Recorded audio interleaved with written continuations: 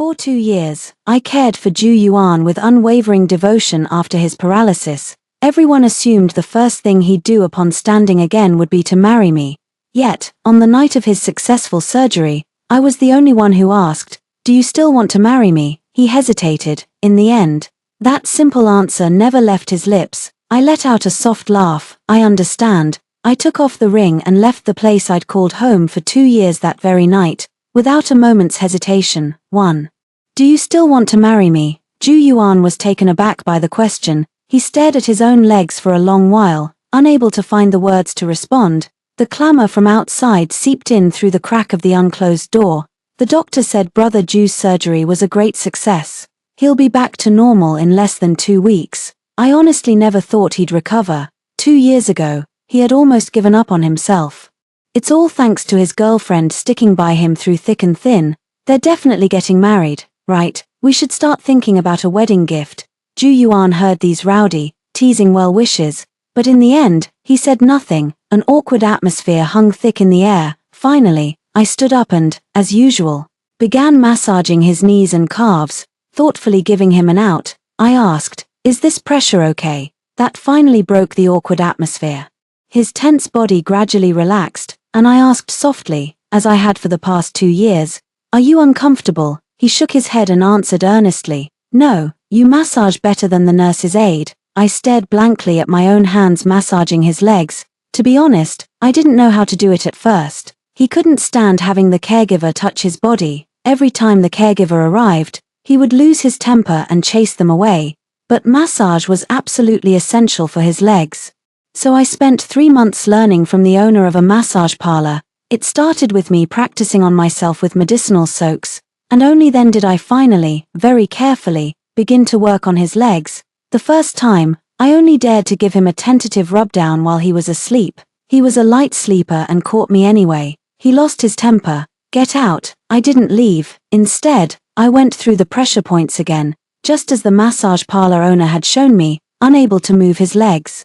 He hurled a pillow at my head, unfazed. I kept going, so he started throwing everything within reach in my direction. The last item was a photo frame, containing a picture from his university days. He was holding a trophy in one hand and clenching the other into a fist, radiating youthful triumph. As warm blood trickled down from his temple, he looked at me, struggling in vain to reach my side, his legs rendered useless. Finally, he covered his face and broke down into sudden, wrenching sobs. "Go.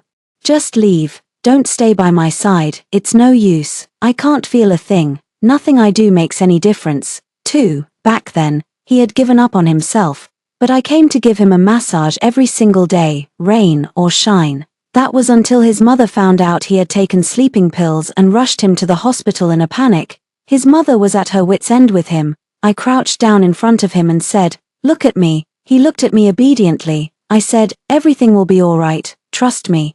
At that moment, I had no idea where my confidence even came from. From that day on, I moved into his house. Ju Yuan's mother tearfully thanked me over and over, saying it was a good thing I was there. She hesitated, holding back her words, and I knew exactly what she wanted to ask, so I said, "As long as Ju Yuan doesn't drive me away, I'll stay by his side." But the truth is, I didn't leave even when he tried to drive me away. When yet another massage failed to help, he lost his temper and yelled, "Get out, all of you, just get out." By then, he was already in a wheelchair, and he had completely trashed the entire bedroom. The silver lining was that he finally stopped aiming at me and throwing things in my direction. After his outburst subsided, I moved closer to him and said once more, "Ju Yuan, trust me." Those words became a mantra I repeated for the next 2 years. Gradually, he regained sensation in his legs, feeling pressure, and then slowly began to perform simple movements. Even up until the surgery yesterday, the doctors were amazed, saying the operation was a great success. Barring any complications, he will be able to stand up. 3. When Ju Yuan's mother heard the news, she pressed a bank card into my hand. I stared at the bank card in a daze. These past 2 years, it was never about a bank card. All of Ju Yuan's friends call me sister-in-law, but I'm the only one who knows the truth. I'm no sister-in-law at all.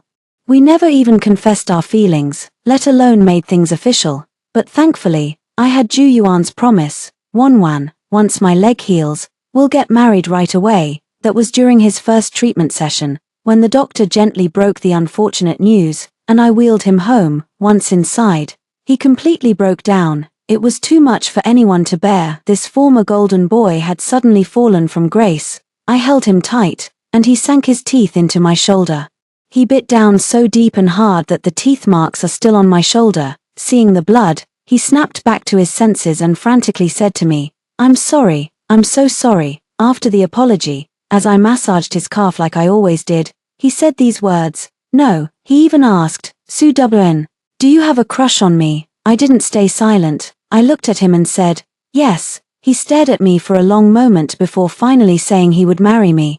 But I didn't do all those things for some kind of transaction. I just wanted him to feel the same way I did, hoping that one day he might come to love me too. As usual, I stood up then, poured the medicated oil into my palm to warm it, and only then did I touch his calf. I could feel his gaze on me. After a long moment, his voice came from above. "Wonwan, you don't need to do these things anymore." My hands paused, but I finished the massage anyway. Tilting my head back, I asked once more.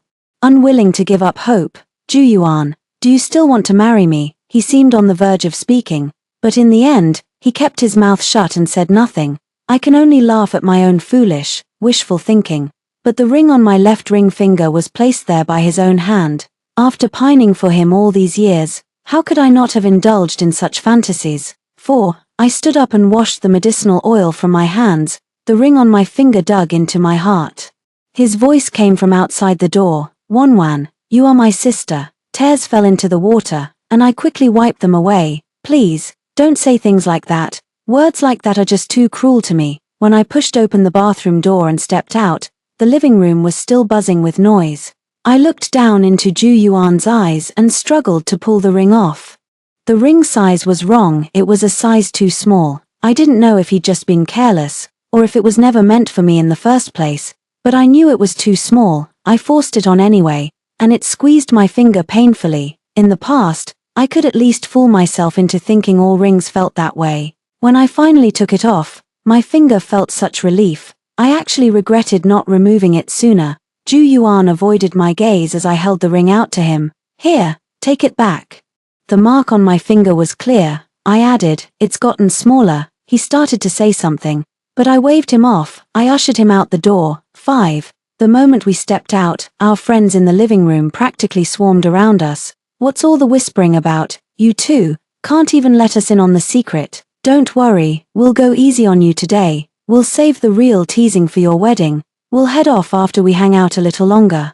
Juyuan's friends were just as polite and considerate as he was. Out of consideration for Juyuan's recent surgery, everyone brought juice and light, easily digestible food. Someone asked Juyuan, "Brother Ju, once you're better, let's go skiing in Titlis again." Juyuan agreed as a matter of course, no longer reacting with stress at the mention of skiing or basketball. His friend turned to me and said, "You should come too, sis. Brother Ju will book your flight. You'll absolutely love it." Juyuan looked up at me, passing the question to me. Getting turned down twice in a row, even someone as shameless as me has their pride. I said, "You guys go ahead," but Juyuan suddenly spoke up. "It's fine if you come along. I just think of you as a little sister." Anyway, as soon as he finished speaking, the room fell into a dead silence. His friend laughed and patted his head. "Juyuan, what kind of joke is that?" Immediately, more friends jumped in to smooth things over. "His leg just healed, his head still foggy. Sister-in-law, don't take it to heart." The remark was glossed over amidst the joking and horseplay, but Juyuan remained completely silent from start to finish. 6. I remember a long time ago, when a close friend saw the ring on my ring finger and asked me, "Wonwan, are you sure they're from a different world than us? If his leg heals, do you really think he'll marry you?" I didn't dare to speak that answer out loud back then, and I still don't dare to now. I knew Juyuan had given me the answer. No. The gathering had a harmonious atmosphere, with soft music playing as everyone reminisced about old times. I lowered my head and searched for Titlis. It's not widely known, but it's a famous local ski resort. I couldn't understand a word they were saying, and it was at that moment I vaguely grasped what my friend meant by "we're from different worlds." I stood up, and Juyuan's gaze immediately fell upon me. I went back to my bedroom, though it's called mine. Everything in it was furnished by Ju Yuan's mother. I called the woman who had tearfully thanked me 2 years ago, rubbing my fingertips. I asked, "Auntie, about that bank card of yours." She seemed almost eager for me to bring it up, cutting me off before I could finish. "The PN is 6 zeros. Take it, please. Thank you for looking after Ju Yuan these past 2 years." I let out a low, heavy There was nothing to pack. I tossed my only few pieces of clothing into the trash. I left the house with that card. Passing through the living room, Ju Yuan's friend asked, "Sis, where are you off to so late?" Not wanting to put Ju Yuan in an awkward spot, I smiled, my eyes crinkling. "I'm hungry. I'm going out for some wonton soup." They were clamoring to order takeout, but I refused. "A single delivery order costs you hundreds. It's not worth it." Ju Yuan seemed to realize something. Looking up and staring at me without blinking, I waved to the people in the room. "I'm heading out." At 1 in the morning, I left the place I'd called home for 2 years, with nothing but a bank card. I suppose it wasn't a total loss. 7. I found myself a place to stay. I no longer had to watch over Ju Yuan every minute, nor fear his sudden mental breakdowns at night. My body relaxed all at once, and for a moment, I couldn't adjust to the feeling. Ironically, I couldn't sleep. So I just held a glass of water on the balcony, gazing at the sparse stars. In the profound silence, I began to listen to the sound of my own being. I thought I would be sad, that my heart would ache, but I wasn't. I just touched the red mark left on my ring finger and wondered how long it would take to fade. That night, all I felt was that the wind was a little cold, and the stars in the sky were a bit too bright. Ju Yuan called in the early hours of the next morning. I answered. But there was only silence on his end. In the end, I was the one who broke the silence. "What is it?" Only then did he venture, tentatively, "Su-wn, I'd like some custard buns for breakfast." After becoming paralyzed from the waist down, he refused to eat. I tried one thing after another, but he kept his mouth firmly shut, refusing to take a single bite. In the end, my tears fell to the floor as I pleaded, "Please, just take a bite. You have to eat something," perhaps annoyed by my crying. He finally took a reluctant bite of the custard bun, his brow furrowed. "He doesn't like the ones from outside anymore because I learned how to make them, but everything from yesterday is still vivid in my mind, and I can still remember his silence." I said calmly, "Ju Yuan, I'm leaving." 8. There was a long silence on the other end of the line. Not knowing what else to say, I simply hung up. An astonishing sum of money was left in the bank account. I counted the zeros and was stunned. I counted it over and over, still in disbelief. Only after carefully putting the bank card away did I finally understand what my best friend meant. "You two are from different worlds." It's true, my parents are just ordinary people. They knew I was taking care of my paralyzed boyfriend and even came to visit me. Back then, Ju Yuan's mother welcomed them with overwhelming hospitality. They were completely out of their depth. When they got home, they said to me, "Sweetheart, this is a bit difficult." But they didn't stop me, just waved their hands and said, "It's fine. Go ahead and give it a try. Worst case, you can always come back home." It's only now, 2 years later, that I've begun to vaguely understand what Ju Yuan's mother was doing. Even Ju Yuan was taken aback by those plates of exquisite, expensive dishes, let alone 2 ordinary folks from a small county town. Ju Yuan's mother's enthusiastic hospitality was, in fact, a clear and deliberate show for my parents. We're from different worlds. I went ahead and used that card to buy a new apartment, not even making a dent in the balance. I got caught up in the whirlwind of renovations and other tasks. 2 weeks later, I unexpectedly ran into Ju Yuan at the coffee shop right by our neighborhood entrance. His friends were egging him on. "Ju Yuan, if you don't win Su-wn back, I'll lose all respect for you. Just apologize to your wife." Who else could possibly be the wife but her? She's the only one I'll ever acknowledge as such. 9. Ju Yuan hadn't been out in 2 years. His complexion was pale, and in the sunlight, his face was almost blindingly white. Hearing his friends teasing, which was half insistent and half just egging him on, he gave a perfunctory tug at the corner of his mouth. "Let's talk about it when Su-wn appears in front of me right now." As luck would have it, I was sitting at the table right behind them. I instinctively shrank back upon hearing that. But the next second, a friend who had just come out of the coffee shop called my name cheerfully, "Wanwan." She ran over to share with me, "They have your favorite cake today." The whole table with Ju Yuan and the others fell silent instantly. I watched as their gazes followed my friend and landed on me. My friend placed the cake in front of me and, seeing my sudden change in expression, asked with concern, "What's wrong?" She tensed up instinctively at the look on my face. Then I realized it was just the whole group egging each other on. Why should I let them ruin my mood? My expression softened. "It's fine. Have a seat. You remembered I like this cake." That single sentence opened the floodgates of conversation. Sitting so close, the conversation from Ju Yuan's table was impossible to ignore. "It's fate, Ju Yuan. You have to go apologize. A sister-in-law this great. I don't believe you'll ever find another one like her. Listen, if you don't come clean, we're done as friends." I recognized every voice. They had all come to see Ju Yuan, one by one, when he was bedridden and paralyzed. Among them was a girl who had a crush on Ju Yuan. When she went into his room to visit, Ju Yuan deliberately spilled water on her skirt.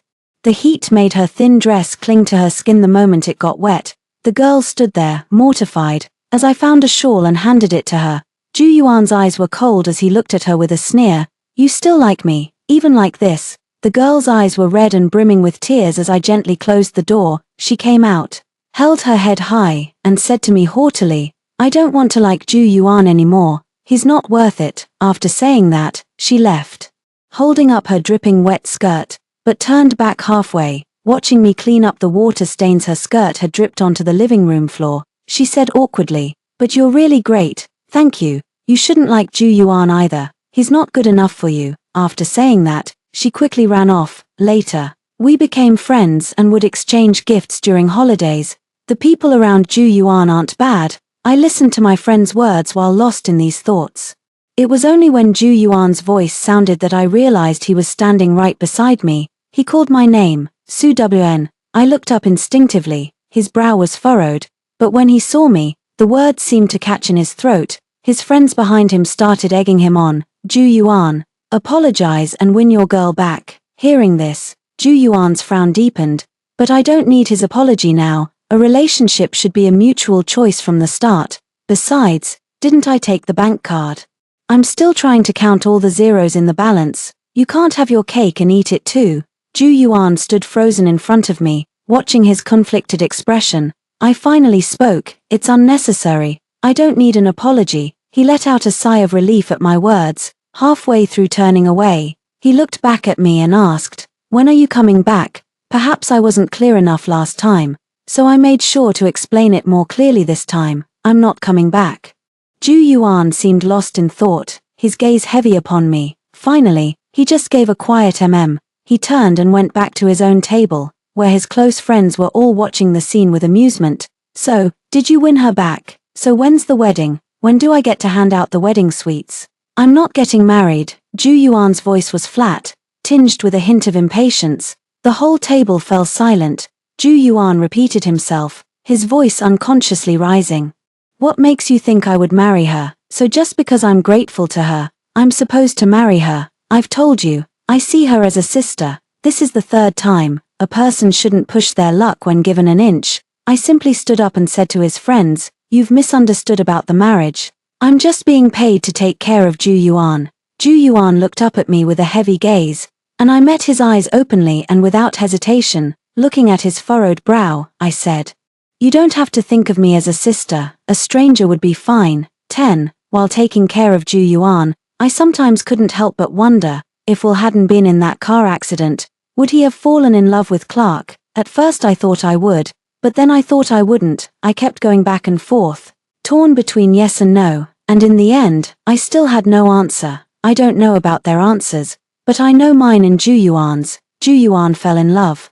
And he made sure everyone knew it. He made it official on social media, openly introducing the girl to his friends. It was impossible for me not to find out. I ran into Ju Yuan and his girlfriend at a party. With so many mutual friends, no one expected us to cross paths. When Ju Yuan walked in with his girlfriend, the friend beside me squeezed my hand. After all, they had all seen how I took care of him for those 2 years. I gave her a reassuring smile and turned my attention, quite openly, to the girl Ju Yuan had brought in. Nothing out of the ordinary, just the usual 2 eyes and a mouth. Ju Yuan spotted me too and casually took a seat in a corner near the door. As soon as they were seated, he asked the waiter for a fruit platter. When it arrived, He placed it in front of the girl. Her eyes crinkled into a smile as she leaned in to whisper something in his ear. The girl was overjoyed, sharing her thoughts with him, but he couldn't even be bothered to look down at her. His gaze rested lazily on the fruit platter as he half listened, his disinterest obvious to anyone watching. If this is how he acts when he's dating someone, it's actually quite dull. I wasn't the one who got worked up, it was my friend. She was drunk and kept pulling at me, insisting on setting me up with a boyfriend. I patiently explained that she was wasted. As I was helping her out the door, Ju Yuan's girlfriend and I locked eyes. "I know you, sis." I paused in my tracks, and she continued. "Thank you for looking after Ju Yuan." I nodded and tried to leave, supporting my friend, eager to get one over on me. The girl didn't notice the sudden hush around her. She hastily stood up and planted herself in front of me. But if I had been there with Ju Yuan at the time, I could have done it too. The sudden outbursts of temper, the haphazardly thrown cups, and the sleep that never quite reaches true depth. She says she could do it too. I let out a soft, derisive laugh. Anyone can make promises, but there is no what if in this reality. But you never know. What if Ju Yuan's leg acts up again? She could try to see if she can take care of him. Ju Yuan's expression had already darkened, so a friend stepped in to lighten the mood. I chimed in jokingly to ease the tension. If it ever comes to that, it might be better to just hire a caregiver. Even with just that one remark, Ju Yuan still got upset. Thud. The glass slammed down hard on the table. I turned my head to look. He frowned and spoke impatiently. "Why bring that up? It's over. It's pointless. But if it's all in the past, why can't it be mentioned?" It's him who doesn't want it brought up. He sees it as a humiliation. 11. The next day, when my friend sobered up and heard about it, she couldn't stop cursing. What's her problem? Flaunting it right in your face. Let her flaunt it all she wants. I counted the zeros in my bank account balance and thought, I'm not even mad. It was at that moment I realized just how powerful money really is. But my friend thought I was just putting on a brave face and brought it up again. Ju Yuan is already in a relationship. Do you want me to help you find a boyfriend with your qualities? You could find someone in a heartbeat. Nowadays, everyone is used to fast-paced relationships, but I still want to slow down. I want to meet someone and take the time to get to know them, to build something real with sincerity. I politely declined. "No, thank you." Because of my refusal, my friend became convinced that I was still heartbroken over Ju Yuan and waiting for him. She was over there cursing Ju Yuan, and I chimed in with a laugh, adding a few choice words of my own. As the days drifted by, I picked up baking and learned the art of flower arranging. During that time, several people expressed interest, but the moment I suggested we take things slow and get to know each other, they'd back off as if facing a mortal threat. Then, not even 2 weeks later, I'd inevitably see the news that they'd found a girlfriend. My friends tease me for being a professional matchmaker. I laugh too. I'm genuinely in no rush. When I was taking care of Ju Yuan, my heart and mind were completely his. Now, I want to focus on myself first. I want to clear out my heart before I'm ready to accept someone new. I believe the person I accept in the future will be someone as sincere as I am. I still look forward to a genuine connection, heart to heart. 12. Ju Yuan and I broke up, and he was in a new relationship less than a week later, with yet another high-profile public announcement. My friends gradually came to accept the fact that Ju Yuan and I were never going to work out. I learned to scuba dive, just like Clark, and spent my days hauling my gear around in search of interesting dive spots. Even though I've been away from City A for half a year, news about Ju Yuan somehow always finds its way to me. He's broken up again. Maybe he's finally come to his senses and decided to stop. Ju Yuan's friends have all been hinting, half-jokingly, that he's single now and urging me to come back. With the new year approaching, I have no choice but to go home, but I never expected that the moment I stepped off the plane, everyone was waiting for me. All of Ju Yuan's friends were there, teasing me. "Sis Wanwan, you've gotten a good tan." They didn't distance themselves from me just because Ju Yuan and I weren't together. One friend even sent me a message on the day Ju Yuan and I cleared the air, saying, "Sis Wanwan, I'd still like to be friends with you, even without Ju Yuan." But I never expected Ju Yuan to show up as well. He was standing far off in the distance, lost in thought. Yet, in the end, he took a step forward and said to me, "Long time no see, just 6 months ago." There was a hint of resentment in his attitude toward me, and now here he was, Greeting me like an old friend, I replied politely, "Long time no see." He began hesitantly, "My leg." He was cut off mid-sentence by my ringtone.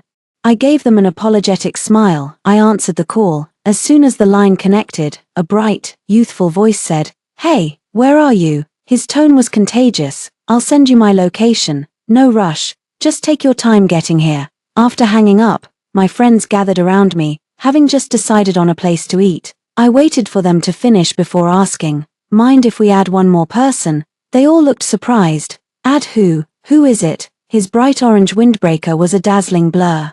Even though I told him to slow down, he still ran all the way to my side. He took my hand directly and said in a clingy voice, "I missed you so much." He moved so fast that our friends didn't even have time to react. I tried to take the box from him, but he wouldn't let me. That's when I introduced him to my friend. "This is Cheng Yang, my boyfriend, 13. Sometimes, fate works in the strangest ways. It arrives when you least expect it." When Cheng Yang confessed his feelings to me, I gave my usual response, "Let's take it slow." Honestly, I was prepared for him to give up after 2 weeks, but I never expected him to last this long. Before I knew it, traces of him were everywhere around me. I'm not exactly young anymore. When people my age hear me say "let's take it slow," they think I'm stringing them along, but a younger person wouldn't. When he hears "let's take it slow," he genuinely means to take it slow, sincere and passionate. You've been keeping a low profile. If it weren't for you coming back this time, we probably wouldn't have met. No way, you're buying this meal. It's not that I hid it well enough, I just never expected him to come back with me. I missed my flight due to traffic. When I rebooked for the next one, he sent me a pitiful message, "Why aren't you here yet? I hate you." That's when I found out he had bought the seat next to mine as a surprise, but we ended up missing each other by pure chance. He arrived early and was already waiting at the airport when we finally met up. My friends were still egging me on, so I raised my hand with a laugh and said, "My treat, my treat." Cheng Yang mimicked my gesture, raising his hand, and echoed my tone, "My treat, my treat." He's very outgoing and quickly hit it off with my friends. When they took their seats at the restaurant, Cheng Yang had joined them, and there was exactly the right number of chairs. That's when someone noticed Ju Yuan was missing. They called him, and Ju Yuan's voice sounded strained. My leg suddenly started hurting. "I'm at the hospital. Under these circumstances, how could they possibly just sit there and eat? That's so sudden." "Are you okay? What did the doctor say?" "I'm fine. The doctor just said I need to rest. You guys go ahead and eat.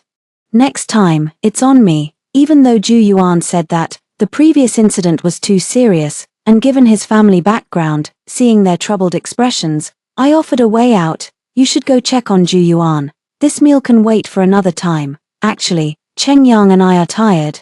We'd like to head back and get some rest." Cheng Yang wasn't the least bit upset by the sudden turn of events. He cheerfully saw the visitors off. I took Cheng Yang home, the whole way. He kept pointing excitedly at the flowers and plants by the roadside, asking endless questions. He always had something to say, every single day. He'd even stop to chat with a random dog on the street. When we got home, to everyone's surprise, the person who was supposed to be in the hospital was standing right at my doorstep. Cheng Yang's grip on my hand tightened for a moment. He saw Ju Yuan step forward and was the first to speak. "You must be brother Ju Yuan." His voice was warm with a smile, making him seem exceptionally friendly. He even used the familiar term brother. I instinctively glanced at him. Ju Yuan gave him a faint smile but didn't answer his question. He looked at me and called out, "Su WN, 14. His gaze settled on me. "Long time no see," he said again. Even though he was being ignored, Cheng Yang didn't show any sign of displeasure. He just held my hand and stood quietly by my side. Ju Yuan was about to say something else, but I stepped forward to cut him off. I proactively introduced Cheng Yang to him. "This is my boyfriend, Cheng Yang." Hearing this, Ju Yuan forced a smile at the corner of his mouth. After a long pause, he responded in a low voice, "Amham." After saying that, he added, "I think there might be something wrong with my leg." Cheng Yang spoke up at just the right moment, his voice laced with concern. "If your leg's hurt, you should get to a hospital right away," he asked patiently. "Do you need me to call an ambulance for you?" Pulling out his phone, he then added with mock seriousness, "After all, my girlfriend isn't a doctor." Ju Yuan ignored him and called out to me again, "Wanwan." Ignoring him, Cheng Yang looked straight at me and asked, "Sis, why won't he talk to me? How should I know why Ju Yuan is ignoring him?" Ju Yuan called out to me again, "Wan Wan." Cheng Yang wouldn't let it go. He leaned in close and asked, "Sis, why?" I pushed his head away.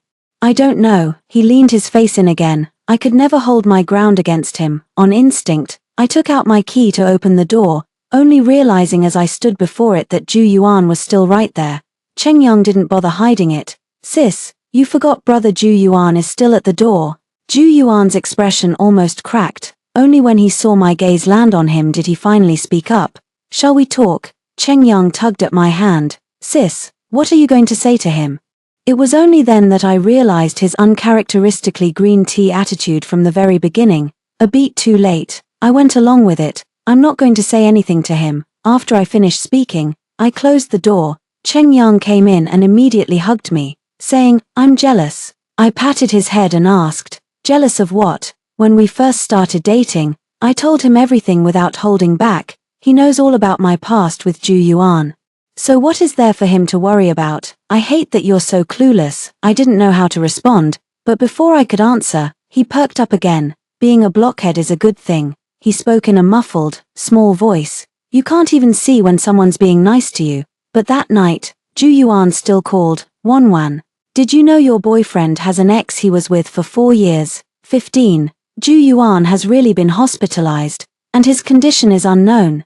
The ex-girlfriends who said they'd take care of him have been going to the hospital one after another. My friends have even started betting on how many days they'll last at most. The result was 2 days. Most of them left the hospital within a few hours. My friends said he got what he deserved, and repeatedly told me not to soften my heart. Of course I won't soften my heart. Ever since I took that card, I never once thought of looking back." Ju Yuan's mother sent a message one night, "Wan Wan, could you meet Ju Yuan alone?" Cheng Yang was right beside me when she sent me that message. I declined firmly. "I'm sorry, but my boyfriend might not be comfortable with that." She called me, pleading desperately, "I'm begging you. I'll pay you any amount you want. Ju Yuan has to eat. He can't just go without food. Please, I'm begging you, just let him eat." Why did this have to happen to Ju Yuan? She was rambling incoherently, her voice breaking with despair.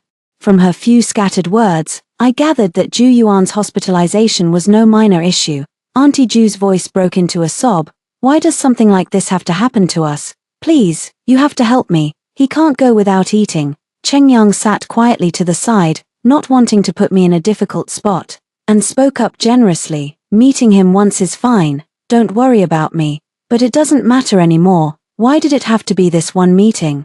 And I know if I see them just this once, they'll use it as an excuse to make me see them 100 more times." I stood my ground with the distraught woman. "I'm sorry, but I don't owe you anything. I have my own life to live, and so does Ju Yuan." The next day, I learned from a friend that something had gone wrong with Ju Yuan's leg.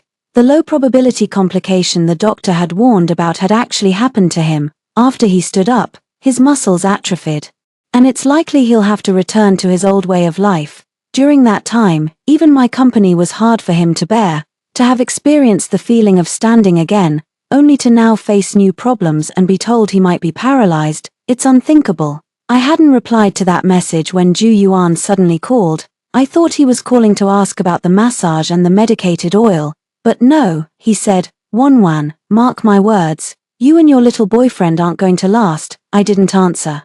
And he continued, "Care to make a bet?" he said. "Let's bet on your boyfriend's loyalty." I don't know how to gamble with loyalty, but I know that the moment you even think of testing it, trust will instantly crumble. "I won't play this pointless game with you." But he didn't care about my refusal. He left me with one last line, "Just wait and see. All men are the same." I put the whole thing behind me and moved on. The next few days were a non-stop rush as the Lunar New Year approached.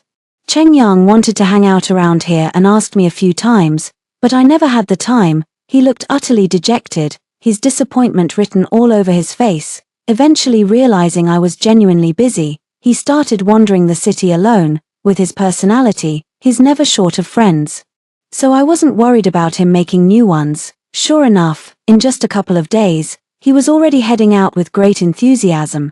He would leave the house before I even got up. Sometimes, if I was awake, I'd catch him on his way out. Other times, I'd still be asleep and would only find the note he left in the living room. As the notes piled up, a sense of unease slowly began to dawn on me. What was he doing? Who was he meeting?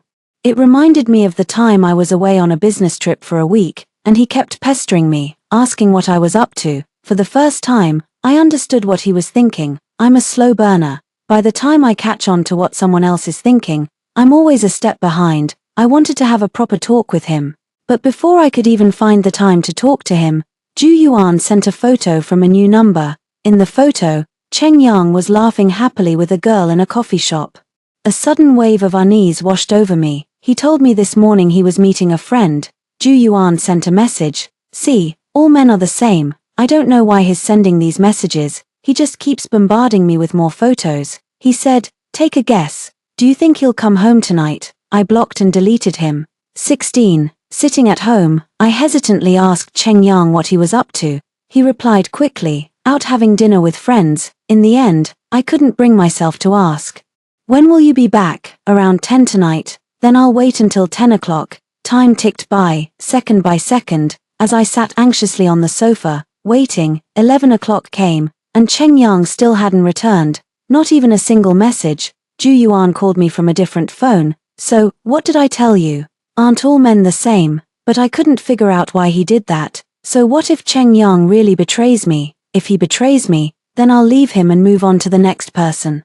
It's that simple. I never let getting hurt take away my courage to try again. When that girl who used to have a crush on Ju Yuan told me he wasn't good enough for me, my first instinct was disbelief. How could someone as kind-hearted and virtuous as him, with so many good qualities, possibly be unworthy of me? Now, looking back on these past 2 years of caring for him from an objective standpoint, I see it clearly. He has a terrible temper, has given up on himself, and refuses to even try the state-of-the-art medical equipment available to him. Now, he even wants to drag me down with him into that same pit of despair. He really isn't good enough for me. I waited at home until 1 in the morning. Cheng Yang still hadn't come back. But why was I even waiting? Why did I believe Ju Yuan's words instead of just going to ask myself, why should Ju Yuan get involved in a matter that's just between the two of us? I put on my coat and pushed the door open.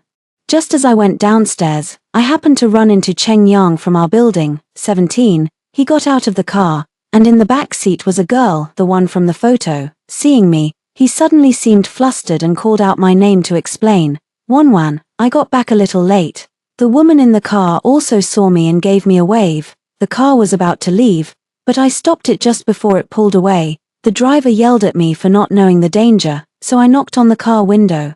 A woman with a pretty face appeared and asked, "What's wrong?" I asked her, "Are you Cheng Yang's first love?" Hearing this, she flustered and explained, "You must be Cheng Yang's current girlfriend, right? Please don't get the wrong idea. I'm just here on a business trip." I cut her off. Yes or no? Cheng Yang realized I was angry and leaned in, explaining urgently, "The traffic was terrible. I got back a bit late. He said he'd be back by 10. It's 1 in the morning now." Was he stuck in traffic for *hours*? I asked again, yes or no? Yes. Throughout our entire relationship, Cheng Yang never once told me about this first love of his. Some people might not mind, but I do. I broke up with Cheng Yang on the spot. The girl got out of the car in a panic, trying to talk me down. She followed close behind, pleading with me one sentence after another. "I didn't mean to disturb you. We just ran into each other. Cheng Yang is traveling here too, so we had a meal together. We really didn't do anything. You can check the security footage." She kept talking, but I remained unmoved. In the end, it was Cheng Yang who spoke up. "Shut up." She stood there, at a loss. Cheng Yang stopped and said to her, "You go on ahead." He watched the girl leave, then turned and caught up with me. He followed me all the way home and blocked the doorway, refusing to let me in. "We need to talk." I looked up at him. "No, we don't." When I agreed to be with him, I said we had to be completely honest with each other. I told him everything. Yet he hid the truth about his first love and even kept it from me that he had dinner with her.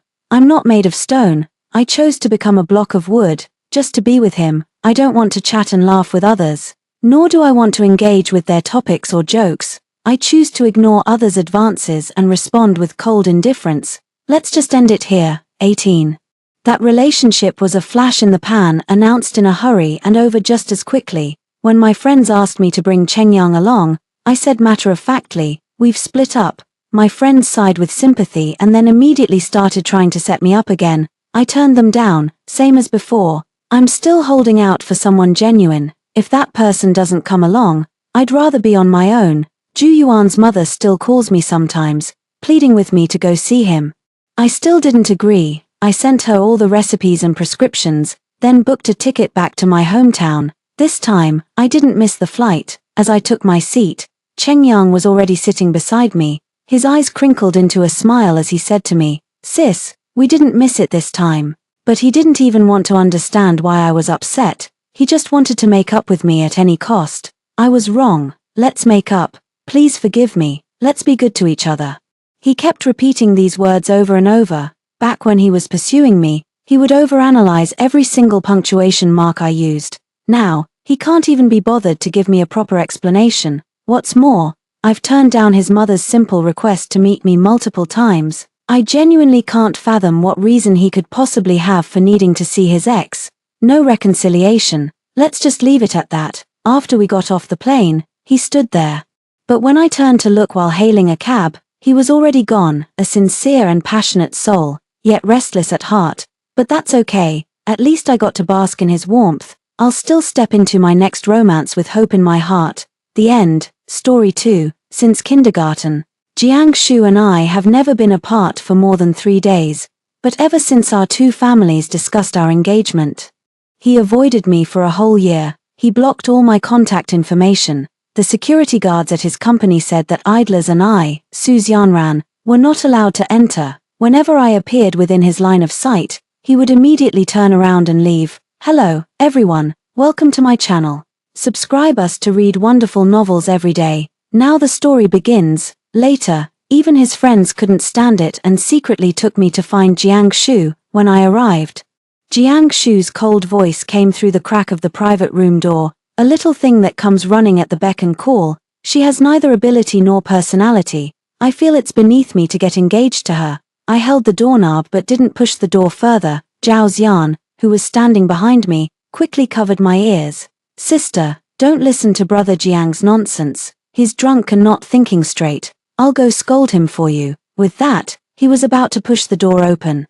I grabbed Zhao Xian's sleeve and shook my head. All along, I just wanted to ask Jiang Shu why he was so resistant to getting engaged to me, to the extent that it became known to everyone in the upper-class circle. I had called him brother for nearly 17 years, but he wasn't my real brother. Eventually, we all have to get married. Why couldn't it be me? And now, I finally knew the answer. It wasn't that I wasn't good-looking or outstanding enough. It was that he had always regarded me as a little pet raised since childhood, for amusement, to kill time, or maybe just to have something nice to look at by his side.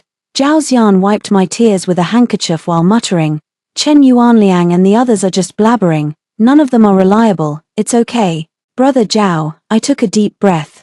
"Can you take me back? I don't want to look for him anymore." "Okay." Sigh. Just as we were about to turn around and leave, the door of the private room opened from the inside. We were stunned and stared at Chen Yuanliang, who had opened the door.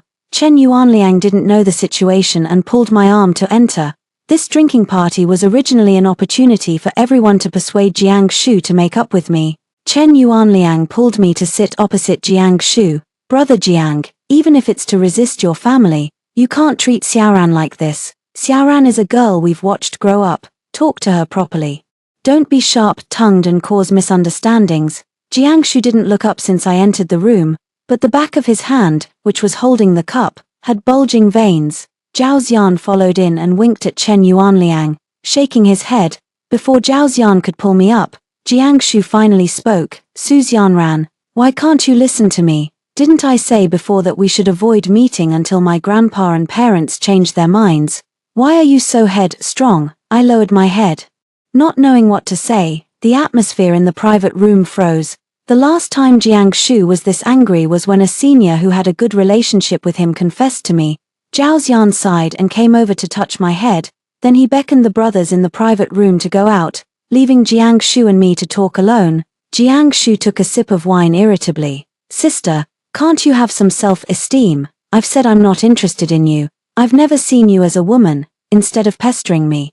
Why don't you improve yourself all day long?" You just know how to hang around men. Are you being a masochist? I'll be fully in charge of the company in the future and often go on business trips and attend meetings. I can't always take you with me. I felt like I had fallen into the cold seabed. My whole body was cold, and I didn't have the strength to say a word. So this was how he saw me all these years. So just stay away from me obediently. The old man will probably give up on our engagement soon. I understand. You won't pester Zhao Xian and the others to help you find me anymore. No. Images from my childhood to adulthood flashed through my mind like a revolving lantern. I used to regard these memories as my most precious treasures. Now, I felt so ridiculous. I had ignored Jiang Shu's increasingly impatient attitude towards me since high school. I had ignored his undisguised disgust for my clothes and appearance. I had ignored his subconscious words after learning that his senior confessed to me. How could anyone like her? I looked up at Jiang Shu seriously. Jiang Shu, brother, I'm really grateful that you saved me when I was a child. From now on, I'll learn my lesson and never bother you again. After saying that, I got up and left without looking back. When I returned to the villa and turned on the lights, the whole villa was still as empty as ever. My parents were away from home all year round. And my grandpa lived in the mountains to cultivate his mind. According to Jiang Shu's mother, since I was born, only a nanny took care of me at home. When I was 3 years old, one day, the nanny went out to buy groceries and didn't close the door. I ran out of the villa and fell in the middle of the road. Jiang Shu, who was playing in the yard, heard my crying and took me back to his home. In the next nearly 10+ years, I grew up following Jiang Shu. I went to the same primary school, middle school, and even university as him. When I was bullied because of my introverted personality, Jiang Shu stood up for me and taught me how to protect myself. Counting it, Jiang Shu had been in my life for much longer than my so-called parents. I was too dependent on him. So when he first started avoiding me, I was so panicked that I looked for him everywhere, feeling that the whole world was terrifyingly empty. 1 year wasn't a long time, but it was more difficult to endure than the previous 10+ years. I sat in front of the computer, staring blankly at the email notifying me that my exchange student application had been approved.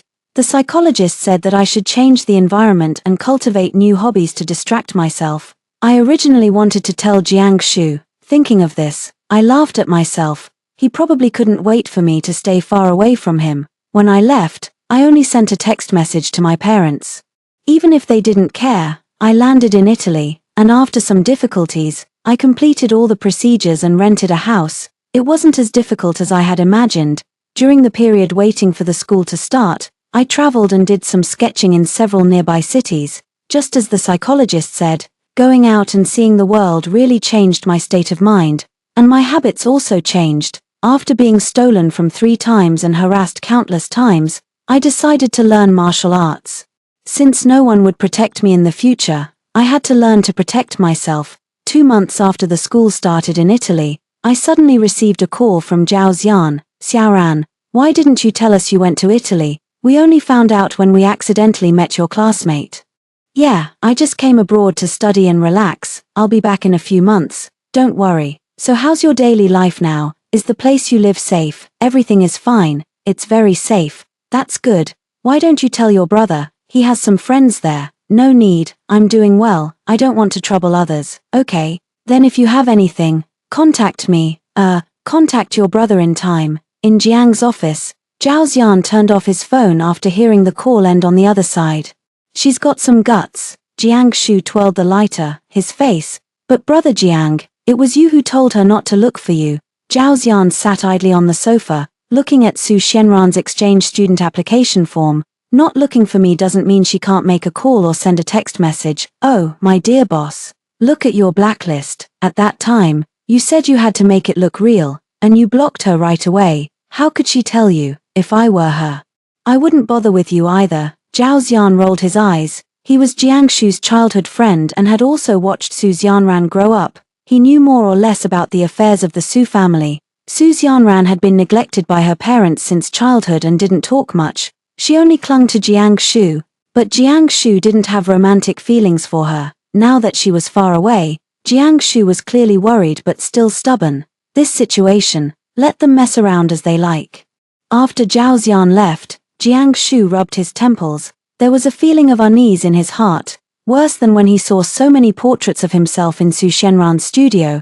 The two old men of the families jointly pressured him to get engaged to Su Xianran. Xiaoran was just a junior in college. What could a little kid who had never been in love understand? Jiang Shu swiped the phone screen. After hesitating for a while, he took the contact sister out of the blacklist.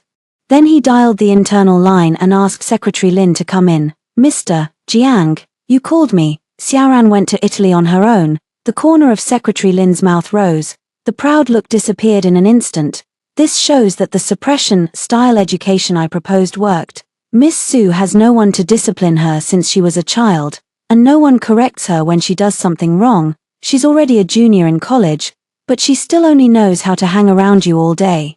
What kind of future can she have? For a girl like her who has no self-awareness, if you don't say harsh words to her, she will never have the backbone to be independent. And, Miss Su's going abroad doesn't necessarily mean she's made any progress.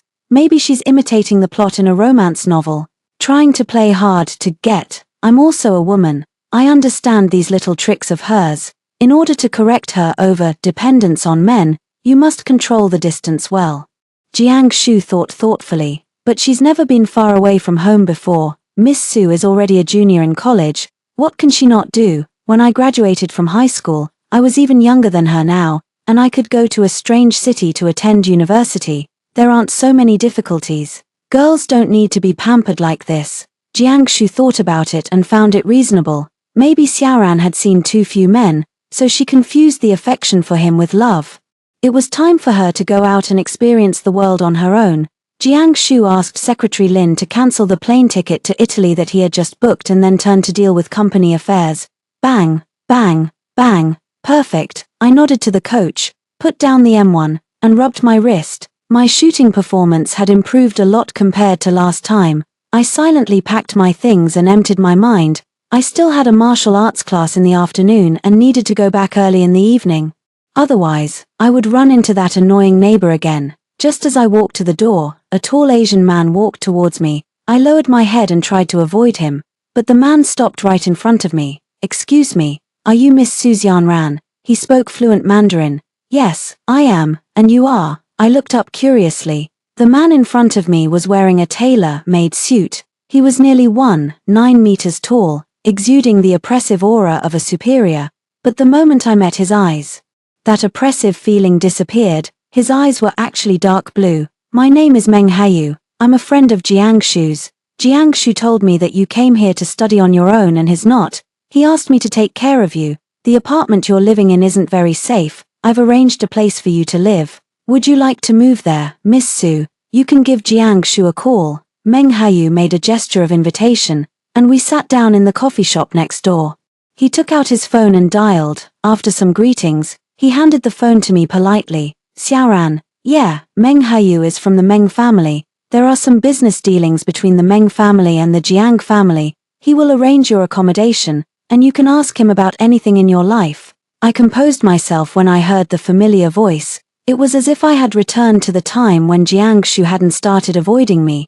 Perhaps it was the time, the distance, or the 1-year break that had taken effect. I wasn't as sad as I had imagined. Okay, I know, thank you. There was a moment of silence on the other end of the phone, and then he continued to speak. But don't be so spineless as to rely on him. Learn to be independent and make some progress, understand? Got it. After hanging up, I handed the phone back to Meng Hayu with both hands. Then I obediently followed him into the car, since he was a business partner. Jiang Shu must have promised Meng Hayu some benefits. For my own safety abroad, I wouldn't be stubborn and not follow the arrangements. In the car, Meng Hayu directly called someone to pack my luggage. Then he took me to have a Chinese meal. An hour later, the driver drove the car into a manor. Miss Su, please. Thank you, Mr. Meng. When I got out of the car, I saw the butler and several maids waiting. Meng Hayu motioned for me to follow him in. You don't have to call me Mr. You were 7 years old when I went abroad, and we met several times at the Jiang family. I looked up at the man in confusion. At that time, you were playing hide and seek with Jiang Shu and bumped into my leg. Then you sat down on the ground and started crying. Meng Hayu recalled that he had a deep impression of Su Xianran at that time. When he went to the Jiang family with his father, as soon as he entered the door, a small white ball bumped into him. for a child of that age. If they were hurt, they would usually cry loudly, but little Su Xianran just touched her nose, sat on the ground blankly, and blinked her eyes, shedding tears. Before he could comfort her, the little cotton ball wiped her tears by herself. She muttered to herself, "Xiaoran doesn't hurt, be good." Then she stood up and ran away. Combined with the information his assistant gave him this morning, probably no one comforted her when she was in pain. Jiang Shu was just a 9-year-old kid at that time, and the Jiang family couple didn't have time to take care of this neighbor's child. Meng Hayu thought at that time that if no one wanted this child, he might as well take her abroad and raise her. He didn't expect that more than 10 years had passed. And now he had fulfilled his childhood thought. Unconsciously, we walked to the second floor. In a room with an open door on the right-hand side of the stairs, a man and 2 or 3 maids were packing my luggage. The man came out and greeted us when he saw us. "Mr. Meng, Miss Su, Mr. Meng. I thought we were going to the flat in the south. Why did it change to your manner?" Hearing this, I also looked up at Meng Hayu. The tall man touched the tip of his nose. "Oh. My cousin is coming to live there recently, so I can only settle Miss Su here for now." "Oh, okay." The days that followed were very peaceful. Meng Hayu even set aside a small art studio for me in the study on the 3rd floor. When I didn't have classes, I would paint in the studio. Meng Hayu often sat in the study to deal with work. Sometimes he would sit beside me and watch me paint, jokingly saying that he wanted to collect the works of a future master. After learning that I was learning shooting and martial arts, he volunteered to be my coach. Seeing that my clothes were all in a simple sporty style, he also asked high-end luxury brands to send over a bunch of well-matched clothes. He had a good eye. I never knew that I could dress so beautifully. I thought my life would always be this peaceful, until one day, I noticed a different atmosphere in the manor. The butler knocked on my door. "Miss Su, the manor is going to have a major cleaning. You need to stay in a hotel for a few days to a week. The driver and maids will go with you, so it won't affect your living habits." I scratched the door frame with my fingertips. After hesitating for a moment, I couldn't help but ask, "Is Brother Meng also staying in the hotel?" In this situation, my heart sank. I felt a sense of déjà vu for some reason. Was Meng Hayu also tired of me? Even though I had only lived here for 3 months, "Sir, he's going on a business trip. He will come back to pick you up in person when he returns." I clenched my hands tightly, suppressing the bitterness in my heart, and replied, "Okay, when shall we leave?" "We can leave now." I said I would change my clothes and then closed the door. I laughed at myself. It's nothing. It's not the first time. Recalling the 3-month relationship with Meng Hayu, sometimes I had the illusion that I had met someone like me.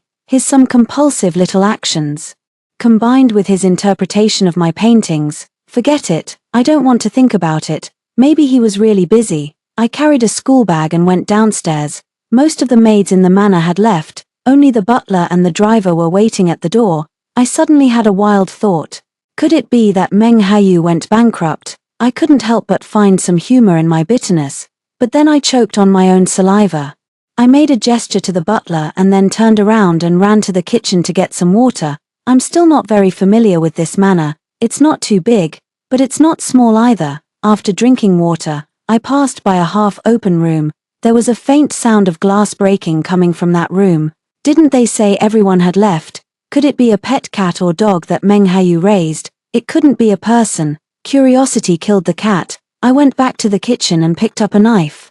Then I pushed open the half-open door. Behind the door was actually a staircase going down. Was this a basement? The lights beside the stairs were on, and there were all kinds of beautiful murals on the wall. I held my phone in one hand and the knife in the other, and slowly walked down. There was another door downstairs, which was very delicate. I thought about stopping there. What if there was danger? Just as I was about to leave, I heard a familiar voice.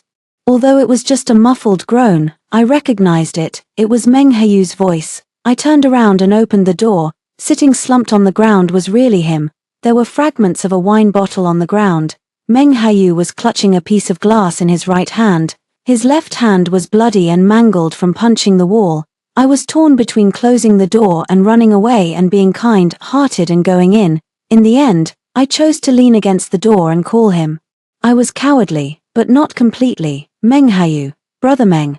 Are you okay? Meng Hayu's body sitting on the ground suddenly stiffened. his muscles tensing. It was as if he didn't expect anyone to talk to him. He turned his head and looked at me at the door. Xiaoran, how did you find this place? Didn't the butler take you away? Meng Haoyu forced a gentle smile as usual. If you ignored his trembling left hand, I hesitated for a few minutes and regretted calling him a bit. Then I'll leave first.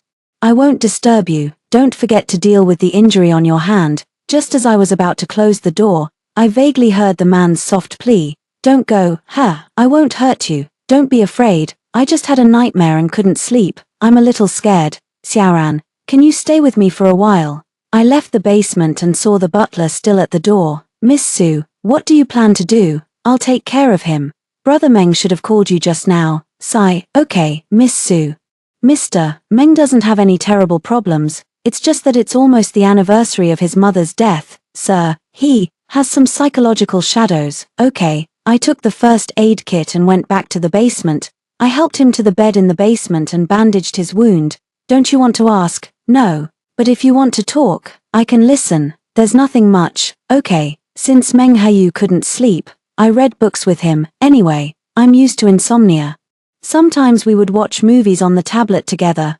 Until 3 days later, Meng Haoyu returned to his normal self and pulled me out of the basement. The maids and the butler in the manor acted as if nothing had happened. However, there was some subtle change in the relationship between Meng Haoyu and me. Xiaoran, can you do me a favor? I had just finished my final term work in the art studio on the 3rd floor. When I turned around, I saw Meng Haoyu sitting beside me with a smile on his lips. Sure, Meng Haoyu raised his eyebrows. I haven't said what the favor is yet. With Brother Meng's wealth and status, I can't help you get anything. I have almost no social connections, so it's not about asking me to introduce you to any contacts. Then the only thing useful about me is probably myself. Painting. Or do you want me to accompany you to some occasion? I shrugged. Most likely, he wanted me to be his female companion at an event. You're so smart. I want to invite you to the dinner party of my aunt, Lady Gardy. My aunt likes to introduce me to the noble ladies she knows. Every time it's hard for me to get away from her. In previous years, I didn't have any close relationship ladies around me. Now that you're here, it's just right, I readily agreed. Although I didn't have anyone to discipline me since I was a child, I didn't lack money and material things, so I had learned everything I should learn by myself. That morning, Meng Haoyu personally put the dress in my room. It was a high-end custom-made dress by Marquesa. The dress was in a dreamy pink color. The design of the skirt was complicated. Multiple layers of tulle were stacked to form a fluffy skirt. The upper body was decorated with flowers. It was both elegant and very cute. After changing, the stylist did my makeup and hair according to the dress. I held the hem of the skirt and stood on the 2nd floor. Meng Haoyu heard the sound and looked up from the sofa. When he saw me, his dark blue eyes widened, showing his amazement without any concealment. Then he quickly walked upstairs. He stopped on the step 1 level lower than me, performed a gentleman's bow, and then stretched out his hand. Dear princess, would you like to attend the dinner party with me? I couldn't help laughing. It was really childish. I put my hand in his palm. Just as I was about to go downstairs, I felt that the man in front of me didn't move. I looked up in confusion and asked him with my eyes, Xiaoran, this is the first time you've laughed since you came here. Do you know why I chose this dress for you? I shook my head. Don't wither because of people with bad eyesight. You're already beautiful enough, both in appearance and in soul. The dinner party went very smoothly. Lady Gardy liked me very much, and there were no women pestering Meng Haoyu as he had said. After the opening dance, Meng Haoyu invited me to the dance floor. Brother Meng, it seems your charm isn't enough. You said you'd use me as a shield, but it doesn't seem to be working. Meng Haoyu lowered his head. It's because a certain young lady is too dazzling. I looked up and met his deep eyes, dark blue, quiet, yet hiding a storm. In the past few months, I actually noticed that he was different to me. It wasn't pity, nor politeness, nor the care for a junior. It was tolerance, doting, and appreciation. I don't know if this is a bit cliché, but this is the best way to express my thoughts. Meng Haoyu's voice was as deep as a gorgeous and elegant cello. I want to be a gardener, cultivate and water a flower until it blooms, and then spend my whole life admiring and loving this beauty until it withers. I felt the hand around my waist suddenly tighten, and I was pushed into the man's arms. Sorry, I'm a bit out of control. Meng Heyu said sorry, but the strength of his arm around me didn't relax at all. Mr. Meng, did you go abroad before you learned Chinese well? This confession is really old-fashioned. I complained, but I understood what he meant. When the dance ended, I broke free from his embrace, but Meng Heyu didn't play by the rules. I had just walked 2 steps when he grabbed my arm and directly picked me up in his arms. Everyone around gasped. He carried me all the way out of Lady Gardy's manor, walked straight to the door, got into the car, and told the driver to leave. We didn't talk all the way. After returning to Meng Heyu's manor, he carried me out again. His actions were gentle but irresistible. He walked through the front hall and stopped in the middle of the garden before putting me down. Su Xianran. You didn't reject me. Meng Heyu finally tore off his gentle disguise. A man who had built a business empire abroad couldn't be just an extremely gentle knight. What do you like about me? I stared into his eyes. Everything. The first time I saw you at the shooting club, I watched you outside for a long time. You looked so fragile that you could be crushed with one hand, but you were so fierce and attractive. You lack love, are inferior, and don't trust anyone. But you can paint pictures with such a clean artistic conception. Everything about you hits my aesthetic point. The nanny who fed you sleeping pills and often beat and scolded you when you were a child became a vegetable because of a fall. The girls around Jiangsu who spoke ill of you received anonymous threats. The neighbor downstairs of the apartment in Italy who always molested you was put in a garbage bag by you and kicked in the crotch. You're clearly a little leopard. But you've disguised yourself as a little white rabbit without any sense of disharmony. I slapped his hand that was touching my face away. TSK. This infatuated look really looks like a pervert. So, I looked at this big bad wolf showing his fangs. You stayed with me in the basement for 3 days. At that time, I thought, how nice it would be if you could always be by my side. Meng Heyu's hand stroked my side face, then slowly moved down and pinched my neck, exerting a little force. It was as if my life was in his hands, dominant and paranoid. Be my other half. I can be your family, your friend, your lover, any relationship you want, and let you have all my love, and I completely belong to you, my wealth, my relatives, my body, my soul, my life. At this moment, time seemed to stand still. I was lured by the words all my love. I heard my own voice. Okay, then I was pulled into the embrace that seemed to control my whole world. A domineering and eager kiss fell.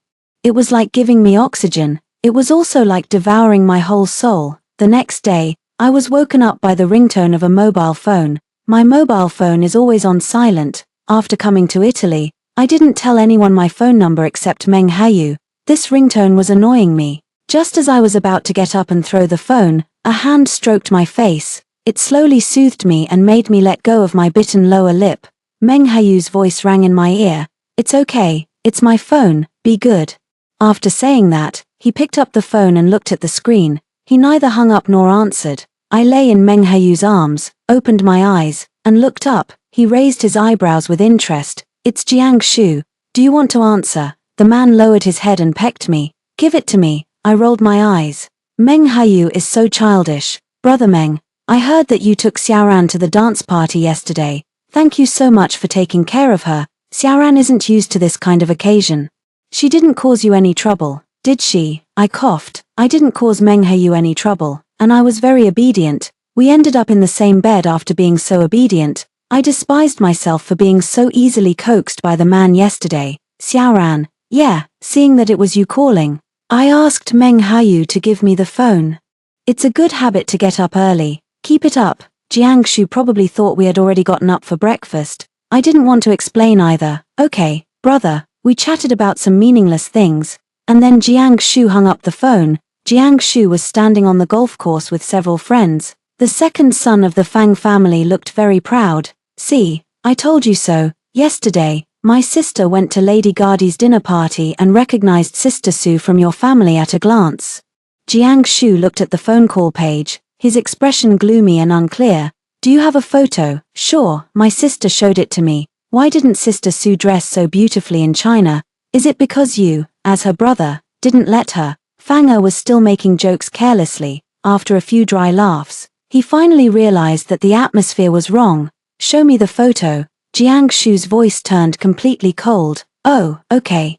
Fanger had just flipped through the chat records when Jiangshu snatched the phone. Miss Fang had taken more than a dozen photos. There were pictures of Su and Meng entering the venue arm in arm, of the two dancing in the dance floor, and of Meng Hayu carrying Su Xianran in his arms and leaving. Miss Fang also sent a few messages. Lao Di, look, these two must be dating, right? My mom said she wanted me to get to know Mr. Meng, but it turns out he's already taken, to be honest.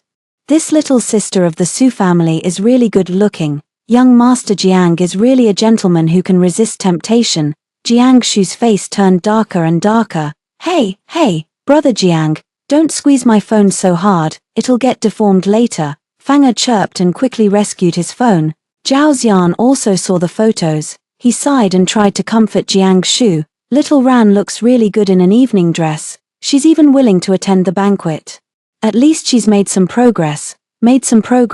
Heh. Jiang Shu waved away Zhao Xian's hand on his shoulder, gritting his teeth. Meng Hayu. After being with Meng Hayu, I suddenly felt that the whole world had changed. The day after we confirmed our relationship, Meng Hayu handed me the property transfer documents. All the real estate in his name, including the manor we lived in, was written in my name, and most of his companies in Italy and China were transferred to me. Are you crazy? In the study, Meng Hayu was sitting in the office chair, and I was sitting on his lap, flipping through a large stack of property transfer documents. Not really. What if I didn't agree to be with you? We're not married yet. What if I run away with the money? I widened my eyes and turned to look at the man who was smiling dotingly. Yes, I'm crazy. A big crazy person matches a little crazy person. We're a perfect match. And, baby, you look so cute when you're surprised, like a little cat. Let me think about what else to give you. I quickly covered the man's mouth. Ooh, a dash. A man in love is so cheesy. Well, since I chose this man, I have to spoil him. Xiaoran, this will be our home from now on. Meng Hayu buried his head in my neck. I looked at the sunlight pouring into the study, and there was a sweet smell in the air. I took a deep breath, inhaling this smell into my chest. Okay, I had never been this happy before. We have a home. Just as we were the happiness of our two-person world, the ringtone of my phone rang. Ever since Meng Hayu found out that I had ringtone phobia last time, he had changed all my ringtones to the songs he hummed. To be honest, Meng Hayu's voice was very soothing to me. I picked up the phone and found it was a WeChat call. The caller was Mother. It's okay, answer it. Meng Hayu kissed my ear from behind. I composed myself and answered the call. Su Xianran, when are you coming back to China? In 5 months. Old Master Jiang is having a birthday party next week. You go back and attend it. Okay, did you have a falling out with Jiang Shu? No, then why did he call me? Don't bother me with such unimportant things in the future. Okay, I stared blankly at the hung-up phone. Meng Hayu, I don't seem to be sad anymore, and I don't even want to know why she hates me. Meng Hayu turned me to face him. He stroked my hair and then kissed my forehead. Good girl. I touched my forehead. Tears couldn't help streaming down. I plunged into the man's arms and cried my heart out.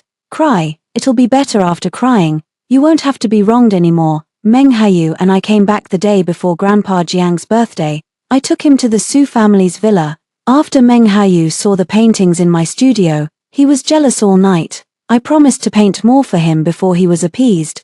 When I walked into the banquet hall arm in arm with Meng Hayu, there were already a lot of people. Before seeing the Jiang family, Meng Hayu was surrounded by a group of people for greetings. I secretly slipped out of the encirclement and found a quiet corner to eat a small cake. Miss Su, I looked up, and the person coming was Secretary Lin in a white strapless dress. She was one of the women I hated the most. Secretary Lin seemed not to notice me rolling my eyes at her and sat down beside me. Miss Su is actually back. I thought you really had the backbone to stop pestering a Shu. A girl should have some self-esteem. Don't be like a piece of chewing gum sticking to the Jiang family. You don't even know how much Mrs. Jiang hates you. A wild girl with no one to raise her. The proposal of engagement was just to give old Master Su face.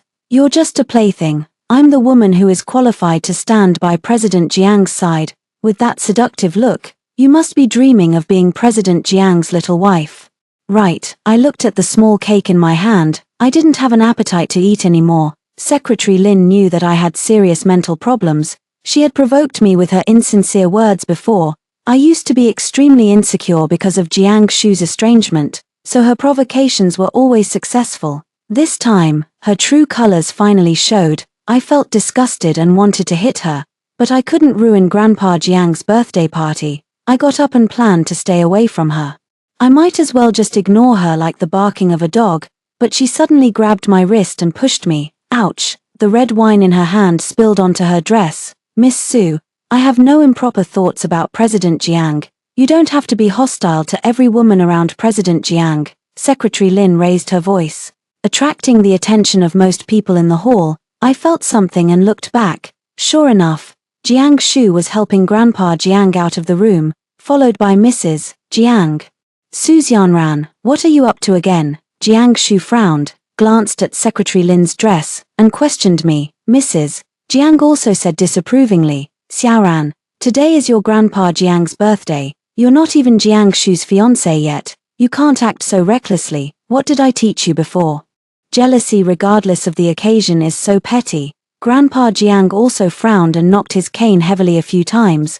Girl Su, you go back and reflect on your behavior. I have to discipline you on behalf of your grandpa. What's going on here? Are they acting out a drama for me? The plot is so cliched that even some mindless short dramas wouldn't bother to film it. I was shocked by the words of these people. Xiaoran, Meng Hayu ran over from the other side of the hall the first time.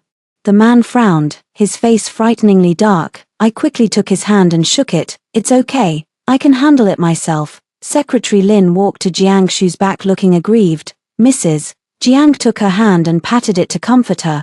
People really laugh when they're speechless. I ignored their accusations against me. Calmly, I took out the voice recorder from my handbag, turned it on, and turned up the volume to the maximum. You don't even know how much Mrs. Jiang hates you. A wild girl with no one to raise her. I'm the woman who is qualified to stand by President Jiang's side. With that seductive look, don't pretend to be innocent here. Believe it or not, this glass of wine can get you out of here. In an instant, the banquet hall was so quiet that you could hear a pin drop. The expressions of the people watching the show around changed from curiosity to contempt. The faces of the Jiang family members were as colorful as a palette. And Secretary Lin's face turned deathly pale, and she slowly let go of Mrs. Jiang's arm. Phut, I don't know which lady laughed. The people around started whispering. Who said the Jiang family dotes on the daughter of the Su family? They must have bullied this child many times with such harsh words. Didn't they say it was the Jiang family who first proposed the engagement? Maybe they think Miss Su's family background is good and she's easy to manipulate. Indeed. The Su family is at least a family of scholars. They're bullying her so blatantly, probably relying on the fact that her parents are away doing archaeological research all year round. But this little girl is really good looking and smart. Don't say that. I kind of want to take her as my daughter-in-law. I put on a fake professional smile and turned off the voice recorder. Joke. I've been bullied since I was a child, so my sense of prevention is at its maximum. A voice recorder is a daily essential. Oh, by the way, to record Grandpa Jiang's birthday, I also brought a mini camera. I took off the brooch pin to my dress. Do you want to watch the video? I tilted my head and blinked. Cough, it's all a misunderstanding. Jiang Shu, what's going on with this secretary you brought? Is she here to ruin my birthday party? Old Master Jiang waved his cane and hit Jiang Shu's leg. Mrs. Jiang came over and took my hand. Oh, it's my fault. I was too hasty. I was afraid Xiaoran had picked up some bad habits outside. Auntie here has long regarded you as her own daughter. I was afraid you'd make mistakes. It's because I care too much. I nodded perfunctorily and subtly pulled my hand out. Right, Auntie, what were you talking about engagement? Jiang Shu and I have a pure brother-sister relationship. Neither of us has agreed to it. Don't play matchmaker randomly. I blinked cutely and then looked at Jiang Shu with a gloomy face. Right. Brother Jiang Shu, your scheming secretary is really scary. If I hadn't brought a voice recorder, I would have been wronged to death by you all. She's so petty to frame me even before the engagement. I stomped my feet deliberately. Then I turned to look at Mrs. Jiang with a smile. Don't you think so? After my series of sarcastic remarks, the people in front of me didn't dare to say a word.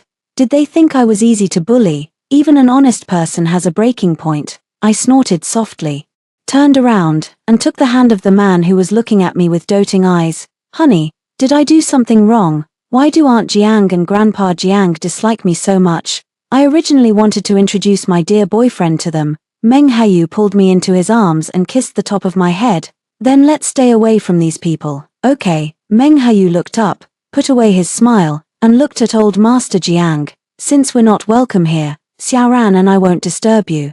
Old Master Jiang, on your birthday, goodbye. Without waiting for the Jiang family to answer, he put his arm around me and walked out. Xiaoran, wait a minute. Jiang Shu finally spoke up, trying to stop me. But Meng Hayu and I looked at each other and smiled. Neither of us stopped. Back at the Su family. As soon as we entered the door, Meng Hayu pressed me against the door, like a hungry wolf. He kissed my lips, aggressively invading. My mind went blank, and I tilted my head back.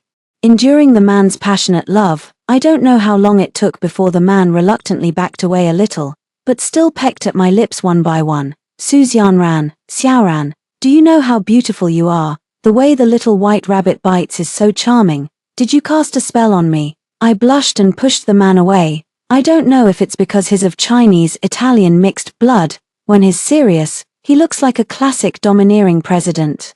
When he's head over heels in love, he's terrifyingly passionate, but I like it very much. What I've always longed for is this kind of blatant love. I put my arms around Meng Haiyu's waist and buried my head in his arms. Maybe it's because I have you behind me that I dare to be so bold. I'm a dark and vengeful woman. Now that I have a backer, I'll bite whoever provokes me. The man laughed, his chest vibrating, and hugged me even tighter. Okay, if you can't bite, I'll bite for you.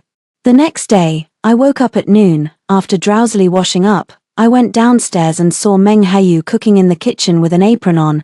I watched the man skillfully cooking and cutting vegetables, and then hugged his waist from behind. Did you sleep well? Yeah, okay, we'll have a meal right away. Just as I was about to peek at what dishes he was cooking, the doorbell rang. I ran from the kitchen to the door to open it. To my surprise, it was Jiang Shu. I gently closed the door and turned around to face him. About what happened yesterday. I'm sorry. Jiang Shu's voice was hoarse. Looking closely, there were dark circles under his eyes. Oh, I wasn't going to say it was okay. Here, I'd like to quote a famous saying. If an apology could solve everything, what would the police be for? Is there anything else? I wanted to go back and have my brunch. Did you do that with Meng Hayu yesterday to make me angry?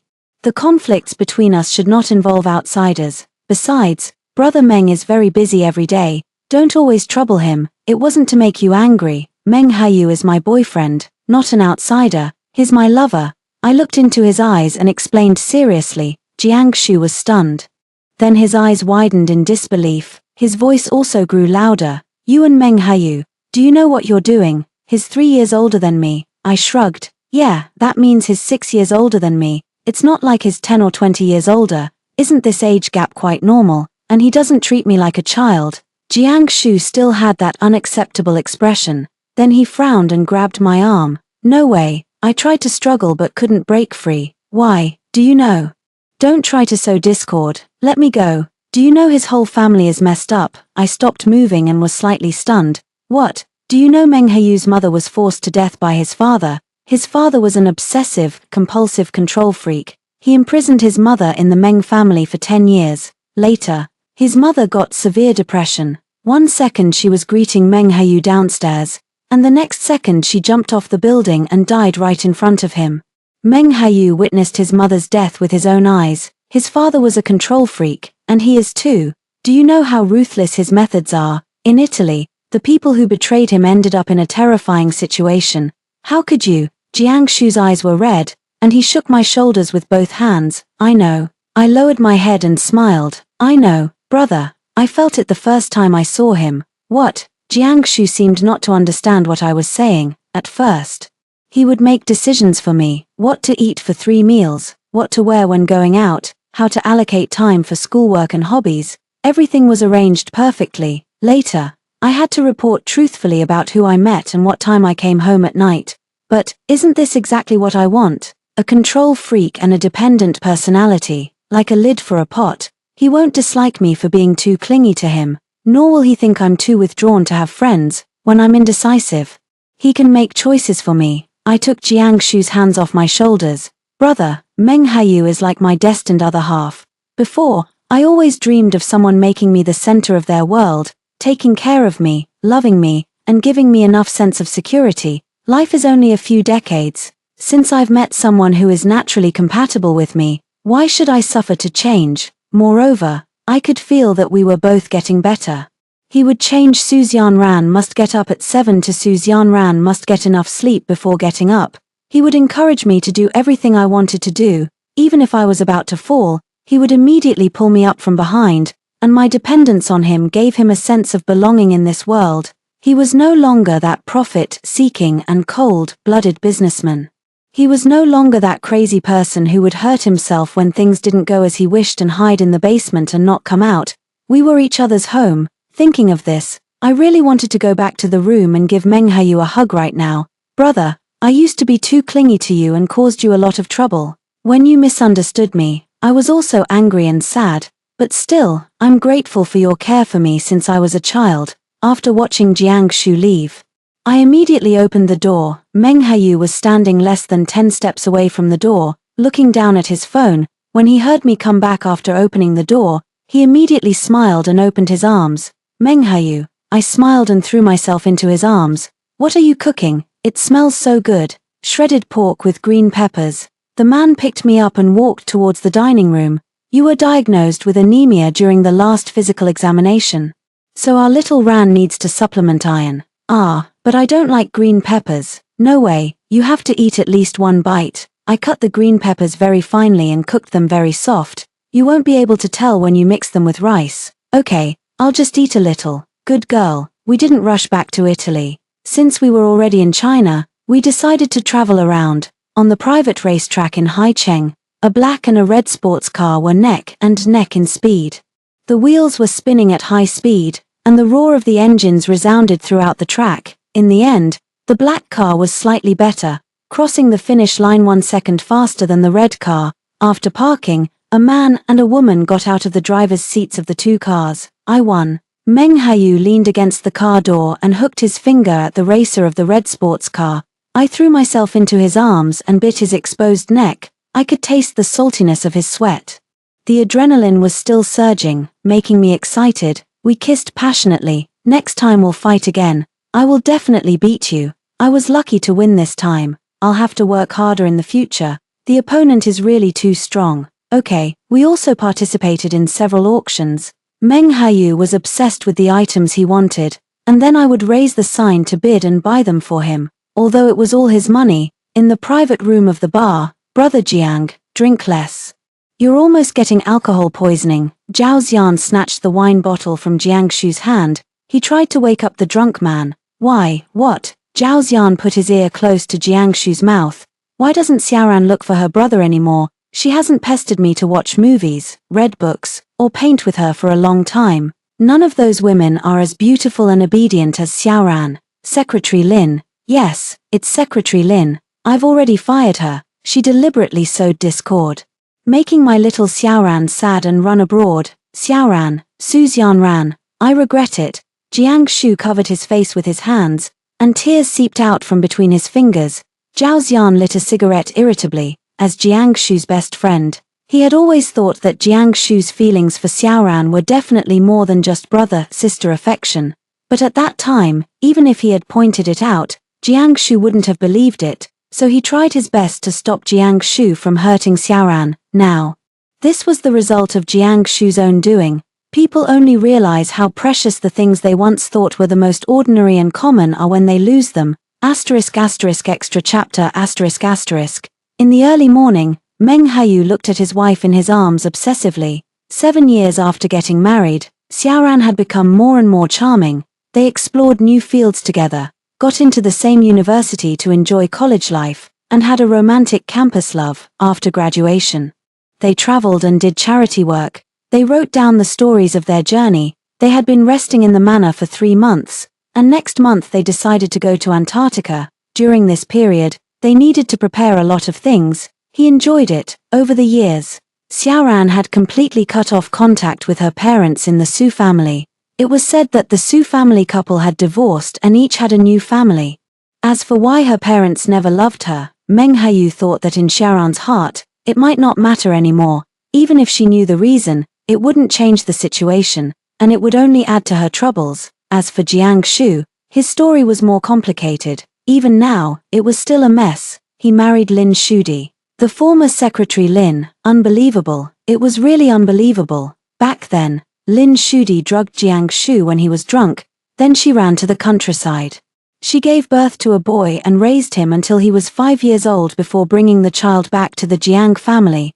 Under the pressure of old Master Jiang and the Jiang family couple, the two got married. It was just a marriage in name only. After marriage, Lin Shudi had been using the Jiang family's money to support her natal family. Later, the Jiang family found out that Lin Shudi actually had 3 younger brothers, relying on being the brother-in-law of President Jiang. They made a mess of the Jiang Corporation, but by then, it was too late for the Jiang family couple to regret. It was said that they were currently in the middle of a divorce. Lin Shudi was making exorbitant demands, vowing to tear off half of the Jiang Corporation. Mrs. Jiang somehow got Xiaoran's new phone number, but it was Meng Hayu who answered. He had Xiaoran's authorized social agency rights. No one was allowed to affect their life. Thinking of this, Meng Hayu looked at the time. It was almost time for Xiaoran to get up. Today they were going out for breakfast. He would match clothes for Xiaoran later. It was the season when wisteria flowers were blooming outside, so they would wear a set of purple couple outfits today. Meng Hayu lowered his head and kissed Xiaoran on the forehead. Good morning for the new day.